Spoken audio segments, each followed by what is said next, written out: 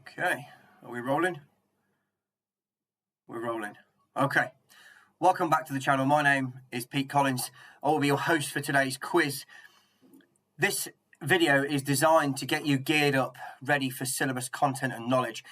The idea is that all these questions with learning providers that you're going to, they're going to have certain core values to each part of the syllabus, whether it be CDM or human factors or financial arguments, etc. But I've devised a short quiz, 50 questions over this. Feel free again to watch, but also listen back in your own time. Equally, get to know the content and knowledge of the syllabus. And this is what it's designed for you to do. So there are 50 questions based on the syllabus.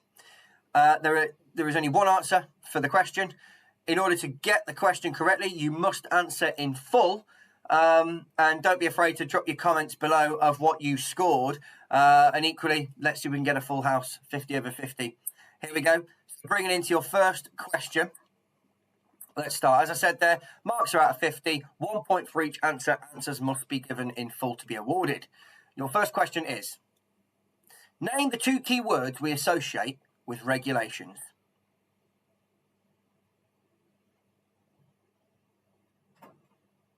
Our survey says shall or must. Shall or must. Define the name and number of the document associated with plan, do, check, act. Define the name and number of the document associated with plan, do, check, act. Our survey said HSG 65. Name 3 job factors. Name 3 job factors.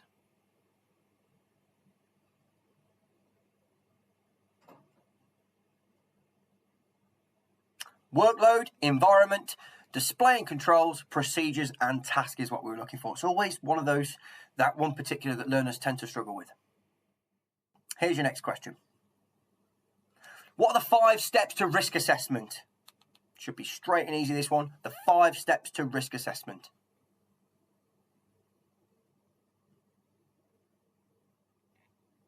We were looking for identify hazards, who might be harmed and how, evaluate, record your findings, and review. Name 3 members of the Crown. Name 3 members of the Crown.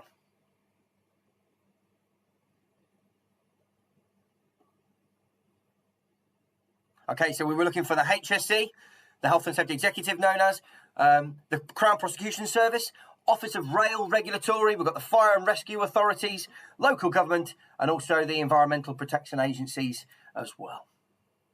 Here's your next question. What is Regulation 3 of the Management Regulations? Regulation 3 of the Management Regulations.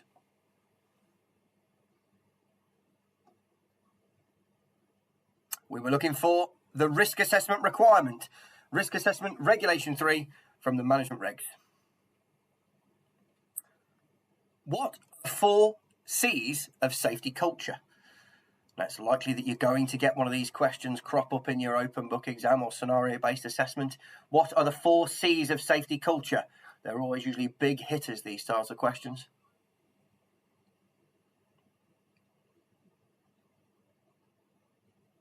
Okay, so we were looking for competence, control, communication, and cooperation.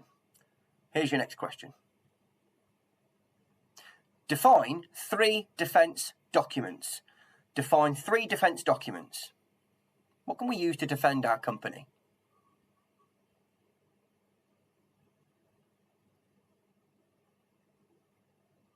Okay, so we're looking for things like risk assessment, safe systems of work, method statements. You could have an induction. Really, if it's anything to do with an administrative control measure, bring that in and the company with it. Here's your next question. Name the 2 associated types of safety representatives in the workforce. Nice and straightforward, this one. Okay, so we were looking for trade union and non-trade union, commonly known as ROWs. Name 3 internal stakeholders. Name 3 internal stakeholders, people within your organisation. Okay, so we were looking for employees, managers, safety representatives.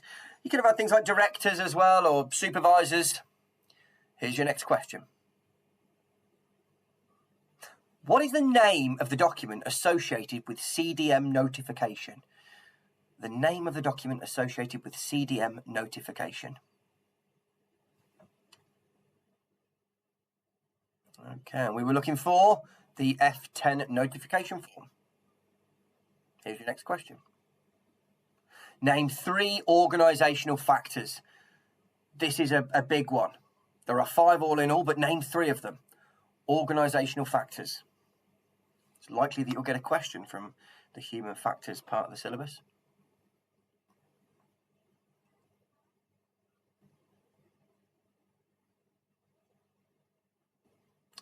Okay, so we were looking for leadership, resource, work patterns, safety culture, and communications.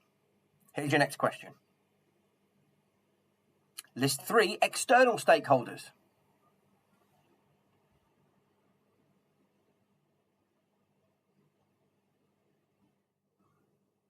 Okay, so we were looking for HSE, clients, contractors, members of public. There are a few others out there as well. Anybody external to your organisation who may have interest in your company. Here's your next question. What is the name of the overseeing legislation, the year that it was produced, and who wrote it? This is the big hitter. You should know all of this by now, and the sections.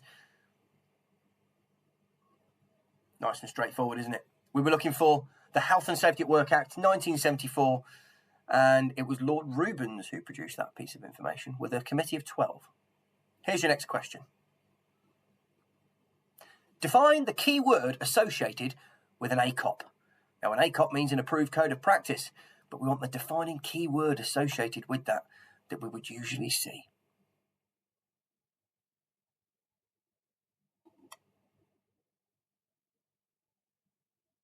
Okay, so we're looking for should. You should do this. You don't have to do it, but you should do it. It's a semi-legal status, and ultimately it can be used against you. Here's your next question. What is Section 36? Section 36 of the Act.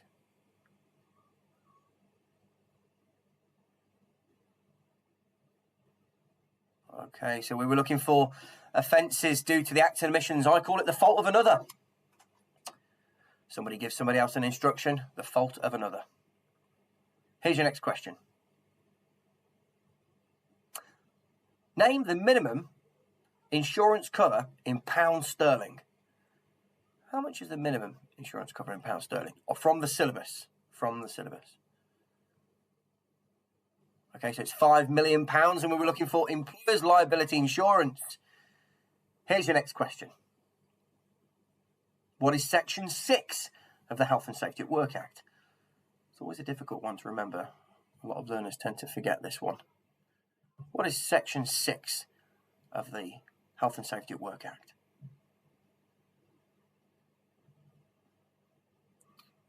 Okay, so we were looking for general duties of manufacturers and suppliers. Here's your next question. List 5 powers of inspectors. 5 powers of inspectors. There are many powers out there, but we just want 5 of them.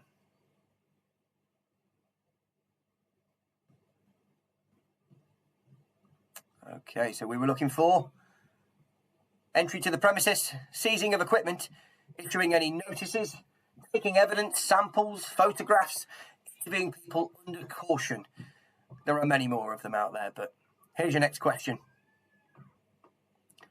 What is Section 4 of the Health and Safety at Work Act? What is Section 4 of the Health and Safety at Work Act?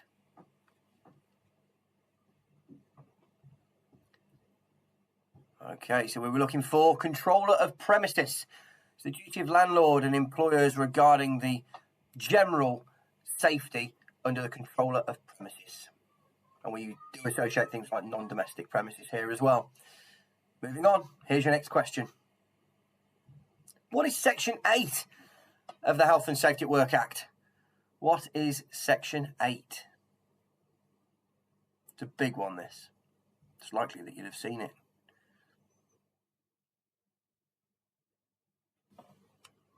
Okay, so section 8, don't break the loop. No one shall interfere with safety or provisions, and we tend to use this misuse, tamper, interfere, deface, anything for the interest of safety. Here's your next question. Name 4 types of permits to work. 4 types of permits to work. Straightforward, I feel, this one. Nice and easy. There's probably about 15 different answers you can get for this.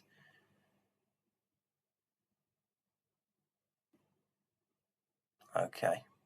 So some of the ones that we were looking for. Hot works, confined spaces, electrical, work at height. You have things like excavations. We have lifting permits, hazardous good permits, cold works. There is many, many different types of permits to work. It's all dependent on your organisation and what they are doing out there. Equally, it's mainly for high risk and very dangerous activities, what we tend to call that. So here's your next question. Name the 2 words associated with calculate risk. This is nice and easy. You should know this at NEBOSH level by now. I'm only going to give you 3 seconds for this. Okay, so the answer we were looking for is likelihood and severity.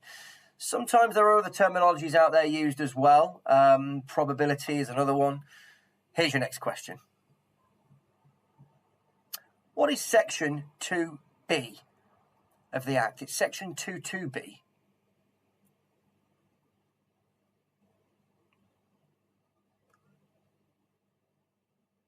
Okay, so here's what we were looking for. It's making the arrangements to ensure the handling, use and storage, transportation of any article or substance. Basically, anything that you've got on your premises coming through the gate, you've got to make sure that it's handled, used, stored in a safe and controlled manner. Here's your next question. What is section 2A? Nice and straightforward, this. Usually covered in day 1 of the syllabus. Section 22A.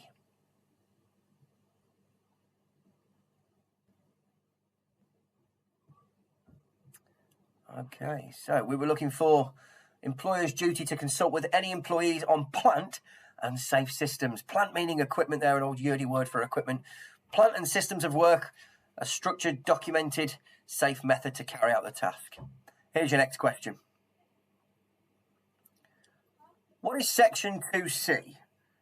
Nice and easy, this one really, but what is section 2C? Okay. All right, here we go. So the answer we were looking for was information, instruction, training and supervision. Here's your next question. What is section 2E? Section 2E of the Health and Safety at Work Act.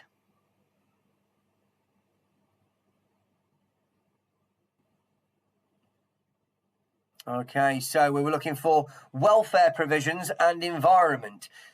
Now, when we look at environment, tend to stay away from things like, it's the bad environment and culture. It's environment, it's a physical environment. So space, lighting, you've got welfare provisions like drinking water. Provisions have always got to be suited to the type and style of work that's done. So you wouldn't expect to have the same types of welfare provisions that you do on a construction site than you do in a hospital or a clinic or furthermore in an office. So they've got to be suited to the nature of work. Here's your next question. What is section 2D? Section 2D.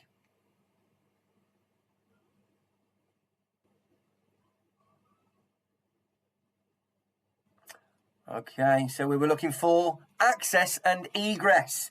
It's a safe place in and out of the work in general. Could be the work area or the work site. But equally, we've got to have sufficient and safe access and egress for people to go in and out of their place of work or space of work. Here's your next question. What are the 3 parts to a safety policy? What are the 3 parts to a health and safety policy?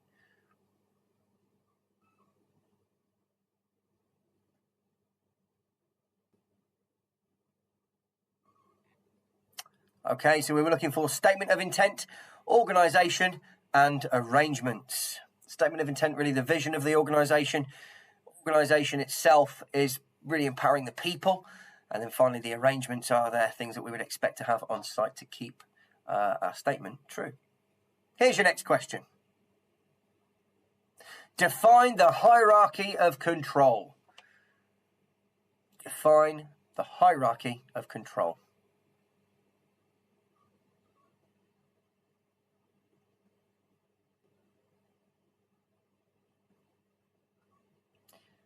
Okay, so we were looking for elimination, substitution, engineering, administrative, and PPE. Elimination, it's gone. Substitution, one for another. Engineering, preventative contact. Administration, if it's documented, signs, signals, etc. And then finally, PPE, worn or donned. Here's your next question. What is Section 7 of the Act? Section 7. Everybody should be aware of this.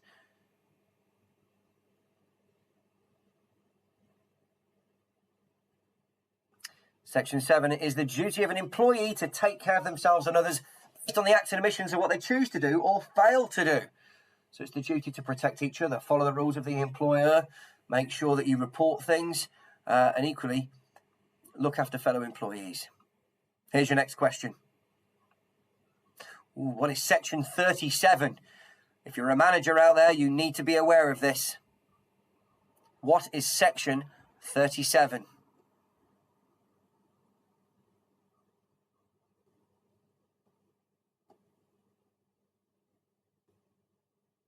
Okay, so the answer we were looking for is where we have consent, connivance, neglect of a director or manager or a member of staff acting in a managerial capacity.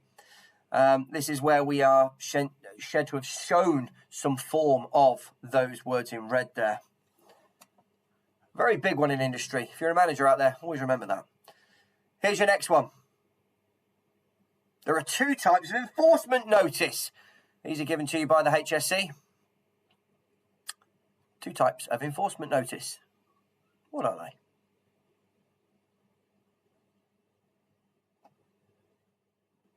Okay, nice and easy really. Improvement notice, yellow card, and prohibition notice, the red card. Here's your next question. What is Section 9 of the Act? What is Section 9?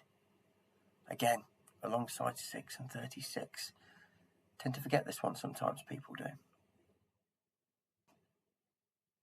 What is Section 9? Okay, so the answer we were looking for there was the duty not to charge. Generally not to charge for PPE or just generally the duty not to charge employees. Here's your next question. Yes, of course, the big hitter. What is Section 2.1? Section 2.1. We tend to see a lot of companies getting prosecuted with this. It's usually, I say, the clause card that the Crown will always go for. If there's been a prosecution and they can't really find much others, they tend to go for Section 2.1. What is that?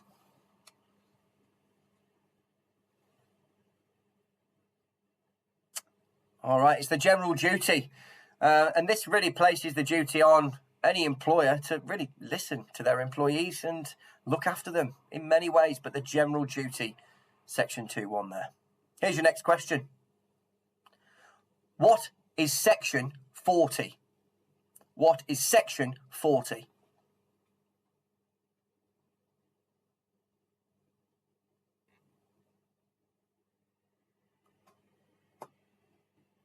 Okay, so we were looking for the burden of proof. Here's your next question.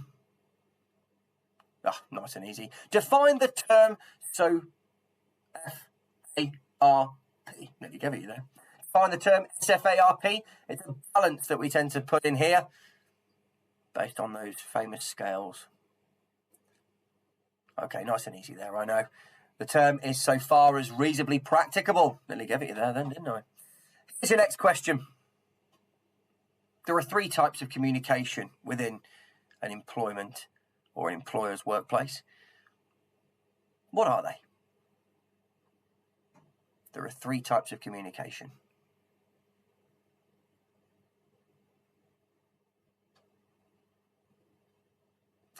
Okay, so we're looking for verbal, written, or non-verbal. Some say graphic or visual as well. Here's your next question. Name the 3 documents associated with CDM. Now, these are the 3 big ones that you'll cover in the syllabus.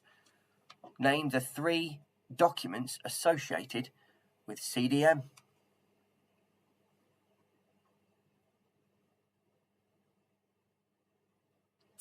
Okay, so if you're managing projects, you'll be aware of it out there, or them rather. So we have pre-construction information, construction phase plan, and health and safety file. Here's your next question. List 3 duty holders. 3 duty holders. This is under the CDM category part of the syllabus.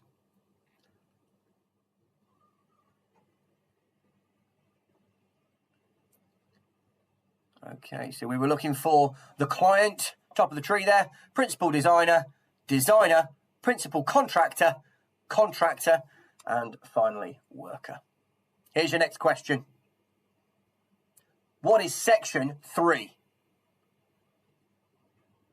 What is Section 3 of the Health and Safety at Work Act? Always a big hitter, this one as well. The Crown may go for this one if, well, let's see what you think. Okay, so Section 3 is the duty of anyone else. And some of the learners that I've had in the past have said, Section 3, it's not me. So it's the general duty of anybody not wearing the employer's direct badge. Who does it cover? Visitors, contractors, and members of public. Here's your next question. Name 3 individual factors. Part of the human factors, part of the syllabus here. 3 individual factors.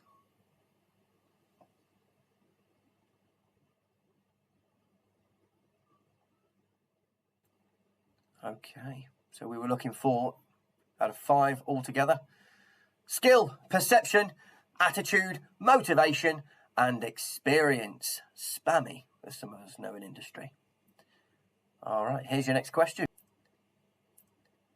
Oh, of course, it's the big deal, this is. Name the 3 drivers or justifications for health and safety. The 3 drivers and justifications for health and safety.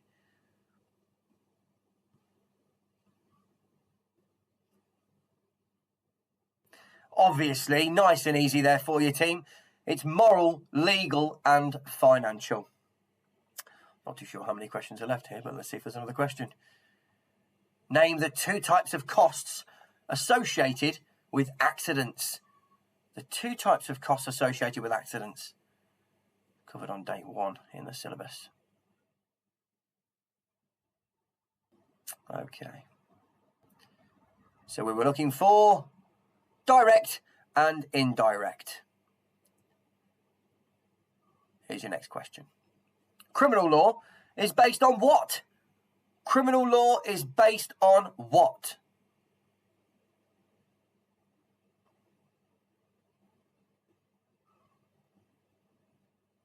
Okay, so we were looking for statute law. Here's your next question. Civil law, then, is based on what? Well, if obviously you got that one, you should be able to get this one. And if you went for the other answer, you'll probably know this one. Civil law is obviously based on common law. And we know it's common law duty of care as well in industry. Here's your next question.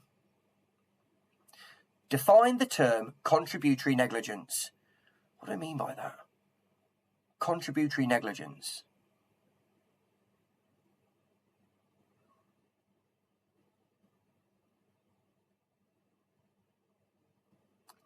Okay, so we were looking for an injured party is responsible for their own harm. Now, I tend to use this term as a result of their own downfall. They contributed to their own harm. Here's your next question. Define the term frolly or frolic. Frolly or frolic.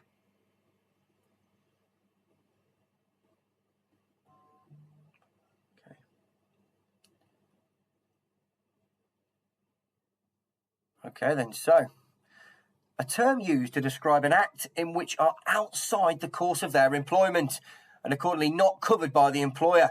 So it's usually where we say an employee is undertaking an activity at break time or out of work, or even travelling from site to site maybe. All right, here's your next question. Name the 3 benefits of a health and safety management system. You tend to find these questions rolling in scenarios. Benefits of a health and safety management system. I definitely think you should cover a bit of extra study on these and this style of question. But the 3 benefits to a health and safety management system.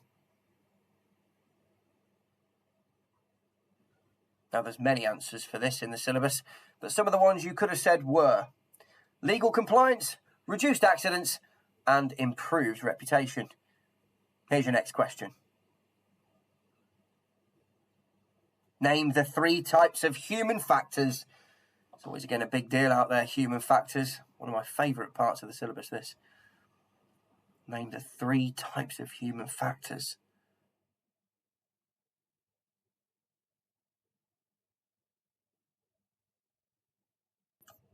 Okay.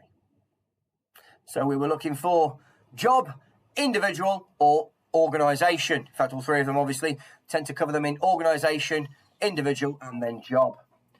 Here's your next question. Oh, no, it's not. That is the end of the quiz. So based off that then, team, I'd just like to say thank you for all your inputs and spending the time to go through the quiz with me. I wish you all the very best of luck for all your studies. Those people that are heading for the next exam date, keep it up.